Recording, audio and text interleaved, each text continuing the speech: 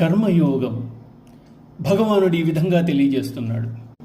ధూమేన ఆవ్రియతే వహ్ని యథా అదర్శ మలేన చ యథోల్వేనావృతో గర్భ తథా తేనేదమావృతం.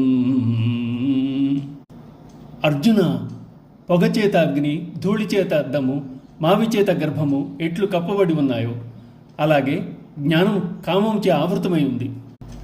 జీవుల హృదయమందు ఆత్మ ప్రకాశిస్తోంది, కానీ కామక్రోధాది విషయములచే కప్పబడి అనుభూతం కాకుండా ఉంది.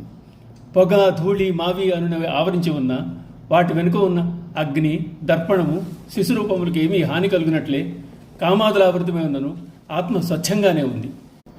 పొగ చెదిరిన అగ్ని, మురికి వదిలిన అద్దము, మావి తొలగిన శిశువు ఎలా స్వచ్ఛంగా కనబడతాయో కామమును పారద్రోలిన ఆత్మ అనుభూతం కాగలదు. అందుచేత ప్రయత్నముచే ఆత్మను అనుభూతిని పొంది జన్మను తరింపజేసుకోవాలి అంటున్నాడు భగవానుడు. ఆవృతం జ్ఞానమేతేన జ్ఞానినో నిత్యవైరిణ కామరూపేణ కౌంతేయ దుష్పూరేణ అనలేన చ. అర్జున, కామము అగ్ని లాంటిది. అది ఎన్నటికీ చల్లారదు. అది జ్ఞానులకు నిత్య శత్రువు. అది మనుష్యుని జ్ఞానాన్ని కప్పివేస్తూ ఉంటుంది. కామము గురించి మరింత లోతుగా ఈ శ్లోకమును విశ్లేషింపబడుతోంది. ప్రాపంచిక భోగముల సంయోగ వియోగముల వలన కలిగిన కోరికలు కామం అని అర్థం.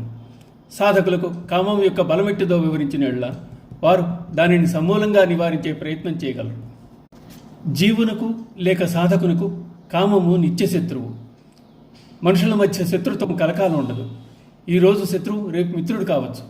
కానీ కామం వేరు. అది మనిషి జీవన్ముక్తుడి వరకు వెంటాడుతూనే ఉంటుంది.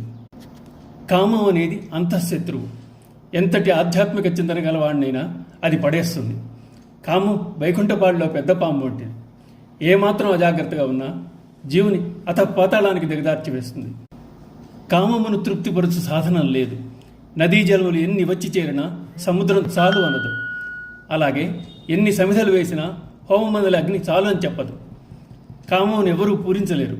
ఈ కారణం చేత కామమును నిశ్చేషముగా తొలగించి వేయాలని భగవానుడు చెప్తున్నాడు.